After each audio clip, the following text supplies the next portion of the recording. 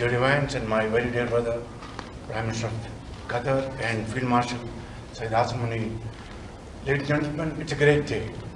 A day which is going to promote peace and prosperity, not only in the region where crisis really created humongous challenges, but this will have global peace. And I must, at this point in time, with the fullest sincerity at my domain, thank President Donald Trump for his visionary and very dynamic leadership, which has resulted in this meeting here today in beautiful city of Bergenstock. And I think here we are going to have wonderful discussions which will lead to hopefully very productive results in times to come. I'd like to thank Vice President JD Vance for his very able leadership, leading United States team, and my very dear brother, Prime Minister of Qatar. He's like a very real and dear brother. And of course, Field Marshal Sayyid Azam Shahbaz, his outstanding role, very consistent, and he showed huge amount of perseverance and patience. And I think together, all these efforts have culminated here in this wonderful Schönes Bergen. And it's really very wonderful to be here. And hopefully when we go back to our homes, we'll have some wonderful paper in our hand, which will both promote peace, progress, and prosperity around the globe. Thank you very much. Thank you. Vice President, would like to say a few words? Thank you, Prime Minister. Wonderful. Well, I'll say just a few words here. And first of all, I have some notes of appreciation. First of all, I want to thank the President of the United States, who sends his best to all the great leaders assembled here, because he's empowered us to find a diplomatic resolution to a host of issues that matter to the American people, but I think the world. The opening of the Strait of Hormuz, the ending of the Iranian nuclear program, all of these things have already been accomplished. The question before us now is how much more can we accomplish together?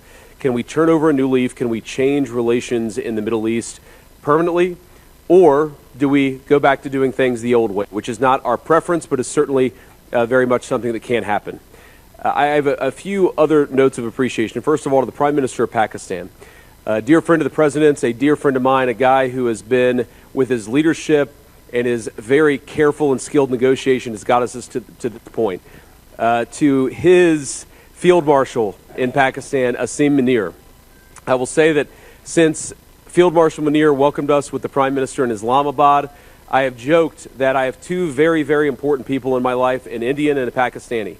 The Indian is my wife, and the Pakistani is Field Marshal Munir.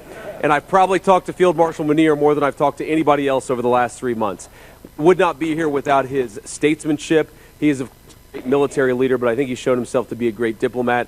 And of course, who's an amazing friend of the United States of America, but has been also an important part of getting us to this point. I think it's important for the American people, but people all over the world to appreciate that what's brought us to this moment is the President's leadership and the President's willingness to see a Middle East that is much different 10 years from now than it was 10 years ago. And what we're trying to accomplish here is something very simple.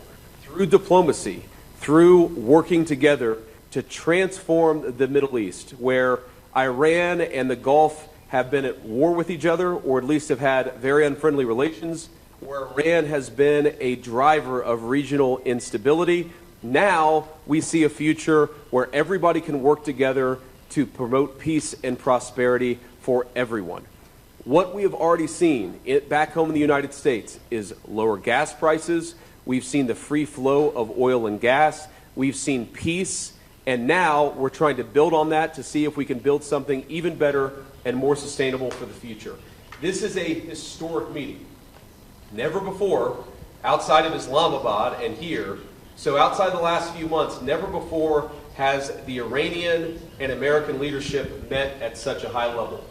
What the President has asked us to do is turn over a new leaf, to transform our relationship with the people of Iran and to extend an outstretched hand that says to the people of Iran that if your leadership is willing to give up being a driver of regional instability, if they are willing to give up nuclear weapons ambitions for the long term, then the United States is willing to fundamentally transform our relationship with that country. That is certainly our goal. We've already made great progress over just the last few hours, and I expect that we'll make additional progress in the hours to come. Well, first of all, we've seen great progress over the last just couple of days in ensuring that the ceasefire holds in Lebanon. These things are always a little bit messy. If you go back to how much was happening 3 months ago and compare it to 3 weeks ago, great progress has been made. If you go back to 3 weeks ago to 3 days ago, additional progress has been made. The president has committed us to see a full regional ceasefire. We found great partners in working with the Qataris, the Pakistanis, our friends in Israel. We're all working towards regional peace. There, of course, are going to be sometimes disagreements about precisely how to get there, but I actually feel great about where we are in Lebanon. There's still some additional wood to chop, but we're going to keep on working at it. You had a question over here.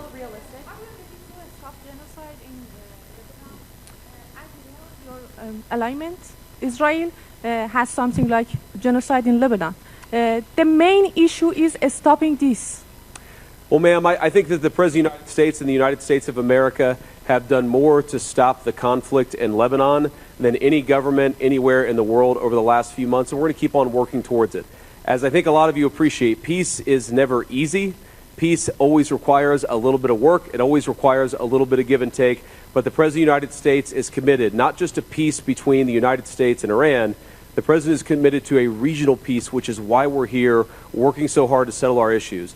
The one last comment I want to make is what today really represents is the beginning of a technical negotiation that's not going to solve every disagreement, but is going to allow us to sit together as teams for the first time really in history to figure out what matters most to the respective parties, to settle those issues, to solve those issues, and get to a better tomorrow. The reason why the political leadership of the respective countries is here is because we wanted to, first of all, set up the structure for these technical negotiations, and second of all, make sure that our teams have our full support and know they can always call on us to break through any barriers. We got a lot of work to do. We're excited to do it.